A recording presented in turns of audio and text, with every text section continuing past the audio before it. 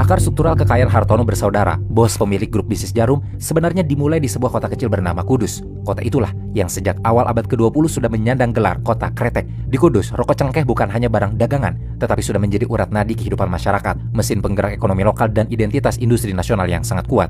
Pada tahun 1951, ayah Hartono bersaudara itu, Oi Wiguen, memutuskan untuk membeli merek dan lisensi sebuah perusahaan rokok kecil bernama Jarum Gramophone yang nyaris bangkrut. Saat itu Jarum hanyalah pemain kecil di tengah raksasa-raksasa kretek lainnya. Produksinya masih dilakukan secara manual dengan tangan, distribusinya pun masih sangat terbatas di sekitar Jawa Tengah, dan posisinya di pasar belum ada apa-apanya. Namun ada satu hal cerdik yang dilakukan Oi Wiguen, yaitu ia tidak membangun bisnis dari nol di lahan kosong. Ia sengaja masuk ke dalam ekosistem industri yang sudah matang di Kudus.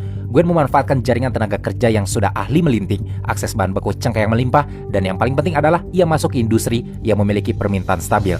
Dalam dunia bisnis, rokok memang menjadi komoditas unik. Barang itu memiliki sifat repeat demand atau pembelian berulang yang luar biasa tinggi. Sekali orang cocok dengan rasanya, mereka akan terus membeli setiap hari. Inilah yang secara struktural menjadikan Jarum sebagai mesin pencetak uang yang sangat tangguh, bahkan di tengah badai ekonomi sekalipun. Perjalanan menuju puncak kesuksesan Jarum sendiri tidak mulus. Pada tahun 1963, sebuah tragedi besar menghantam perusahaan ini. Pabrik utama Jarum di Kudus ludes terbakar hebat. Dalam dunia manufaktur, kebakaran pabrik adalah mimpi buruk paling mengerikan. Karena itu berarti hilangnya aset produksi, terhentinya pemasukan, dan ancaman kebangkrutan seketika. Banyak perusahaan pada masa itu tidak mampu bangkit ketika menghadapi krisis serupa. Tapi, seolah belum cukup menderita, tidak lama setelah kebakaran itu, sang pendiri, Oi Wiguen, pun meninggal dunia. Tongkat estafet kepemimpinan akhirnya beralih ke tangan dua putranya yang masih sangat muda, yaitu Budi Hartono dan Michael Hartono. Transisi generasi dalam kondisi krisis seperti ini adalah salah satu momen paling beresiko. Banyak bisnis keluarga yang hancur berantakan ketika menghadapi krisis ganda seperti yang dihadapi Jarum. Namun, disinilah mentalitas Baja Hartono bersaudara itu teruji. Alih-alih menyerah dan menutup usaha, mereka justru memilih jalan yang sangat berani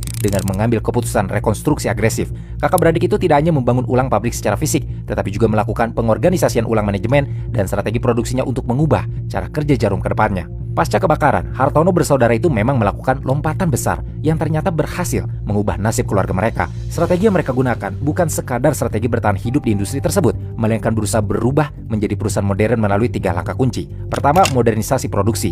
Hartono bersaudara menyadari bahwa jika ingin menang, maka kualitas produk mereka harus konsisten. Akhirnya Jarum pun mulai mengadopsi teknologi manufaktur yang lebih efisien, meningkatkan kapasitas produksi, dan menjaga konsistensi kualitas produk. Dalam industri rokok, konsistensi rasa dan kualitas adalah faktor kunci untuk menjaga kesetiaan konsumen. Kedua, mereka mencoba melakukan ekspansi distribusi skala nasional, bahkan berani mengekspor rokok ke luar negeri. Jadi, ketika produsen-produsen lain masih berfokus pada pasar lokal dan asik jago kandang di daerahnya sendiri, Jarum justru nekat memperluas jaringan distribusinya ke seluruh pelosok Indonesia.